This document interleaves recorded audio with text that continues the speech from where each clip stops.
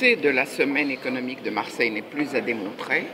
Et je me réjouis que l'OCEMO, que je co-préside, organise cette manifestation depuis déjà quelques années, car il est tout à fait indispensable que dans une Méditerranée très fragmentée, d'avoir d'abord des occasions ponctuelles de se retrouver, de mettre ensemble tous les acteurs concernés par le développement de la Méditerranée, par son progrès, aussi bien les acteurs économiques, les acteurs sociaux, les experts, la recherche, les politiques, bien entendu. Et j'ai l'impression quand même que la semaine économique de Marseille, la mayonnaise a bien pris, puisque, pour ne parler que de l'année dernière, nous avons eu quand même 3000 participants.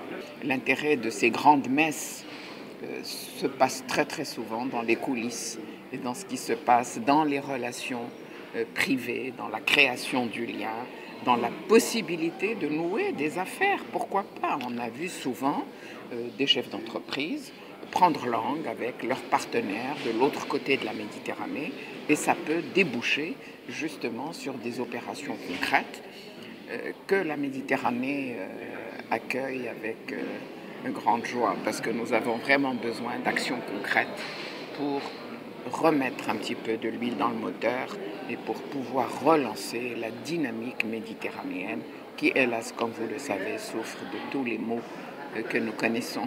L'Afrique est au cœur de nos préoccupations, aussi bien technologiques que commerciales. Nous militons, nous, chez Aix-Marseille French Tech, pour une internationalisation la plus rapide possible de nos entreprises. Et quitte à s'internationaliser, autant s'internationaliser auprès de pays avec lesquels on a des rapports naturels, importants, historiques. L'Afrique fait évidemment partie de ceci et même est sans doute le principal. 1,5 milliard d'individus qui sont des consommateurs qui consomment beaucoup de technologies, mais ce sont aussi des entreprises qui innovent, qui foisonnent.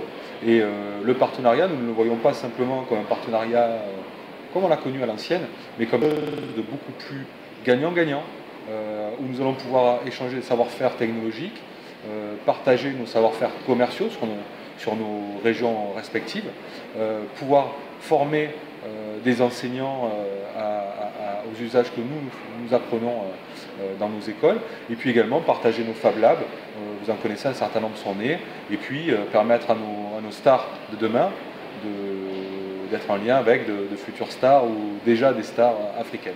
C'est pour ça que nous avons investi pas mal et que nous travaillons déjà avec un certain nombre de pays africains. Moi, je crois qu'on est mitigé face à ces problématiques tellement complexes, face notamment à la préoccupation surmédiatisée, omniprésente, très réductrice et qui fait de la Méditerranée simplement l'endroit des réfugiés, l'endroit du terrorisme, l'endroit où on est un peu fatigué de ces problématiques, alors qu'il y a des forces créatrices, il y a des forces innovantes qui sont énormes et qui ne demandent qu'à s'exprimer, qu'à être accompagnées.